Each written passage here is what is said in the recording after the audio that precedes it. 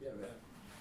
I think that's such a beautiful song. My grandfather used to sing that to me when I was real young, and these days with all the refugees around the world, I mean, there's always refugees, but this seems to be a particularly like turbulent time for people having a safe place to live. Absolutely. And I know that as a musician, that's something that you care a lot about, and maybe you could tell me a little bit about your perspective on how music can bring peace and like how it can communicate beyond borders. Absolutely.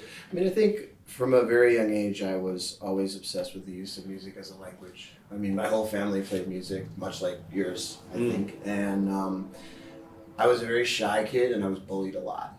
And I think music for me kind of was a little safe haven where I could kind of run to. And I started touring when I was very young. I was sort of a child singer, dancer, actor, kid. And so when I was about 7, 8 years old, I started singing opera and doing Broadway, and very quickly started doing roles. And I found that it was very powerful that you could take music anywhere with you, that there were no language barriers, there were no cultural barriers, and it was a way that peace could be created in a room instantly. So this was always something that was very obsessive to me. And when my voice changed as a singer was when I really got serious about the cello. I've been playing the cello the whole time. But when I was about 12, and like all boys do, I no longer had a soprano voice, and my voice changed, and my new voice wasn't necessarily that great, and I was kind of like bummed that I'd been playing cello the whole time, and like little kid orchestra and all the kinds of stuff you do when you're like a little mini cellist. Right. And I suddenly was like, wow, the cello's so cool because it's like this box that has this like huge 4-octave range, and I can like sound like Jimi Hendrix or Ella Fitzgerald or Jesse Norman or like whatever I want. So I kind of became super obsessed with that. And I think one of the things that made me love the cello so much right off the bat was the fact that it's such a simple system that it doesn't have, in my opinion, a cultural bias so much, in the sense that it's a box with strings with no frets. So it can flow between tuning systems culturally, it can flow between embellishment or melodic systems in very powerful ways. And so I think that was something that just was very appealing to me. And I became sort of intrigued by the idea of how I've always been sort of fascinated with this concept of sort of storytelling in music and the idea of sort of dissolving into characters.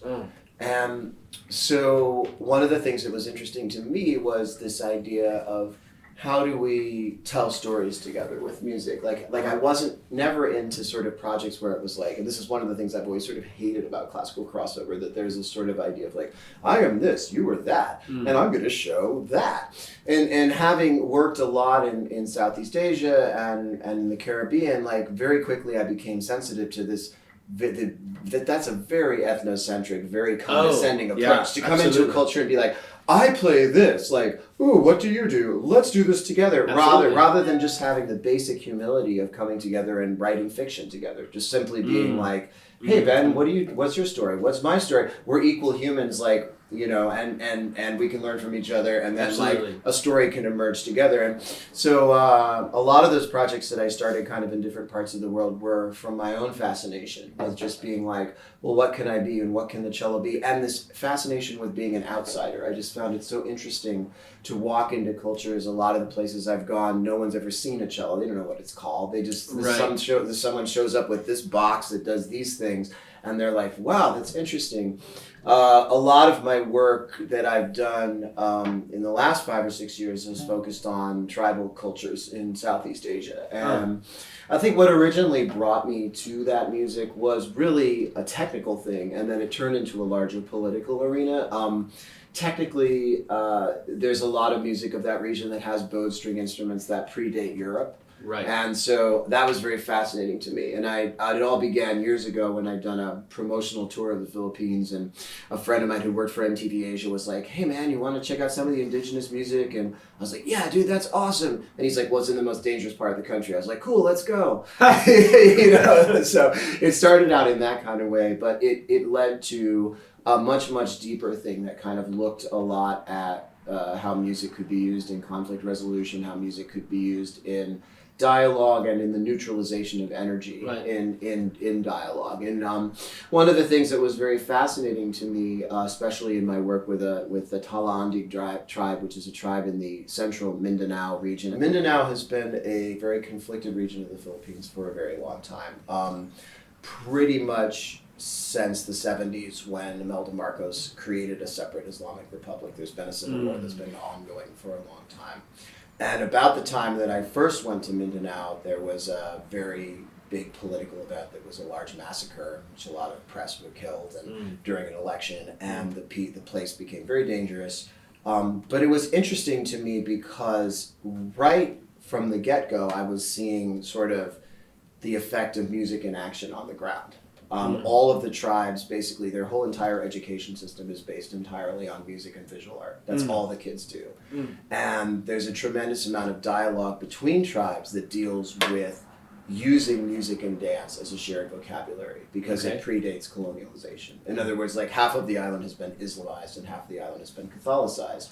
And there's a war that goes on between those two religions, but all of the tribes share the dance and music and visual art that predates that colonialization. So it's very powerful to see how they use that. And one of the most interesting things is that whenever they have a negotiation between tribes, it starts with a jam session.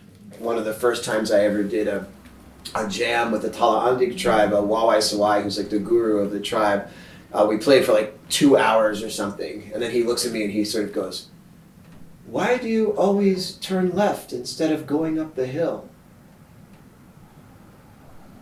And I was like, whoa, about how I played. Because in his mind, it's like the improv is like deeply visual. And he would perceive at every sort of crossroads that instead of moving forward and climbing a hill in terms of musical ideas, I would just turn left. And he was actually totally right, because I get scared, like a lot of classical players. And I'd be like, "I'm going to do it." No, not really.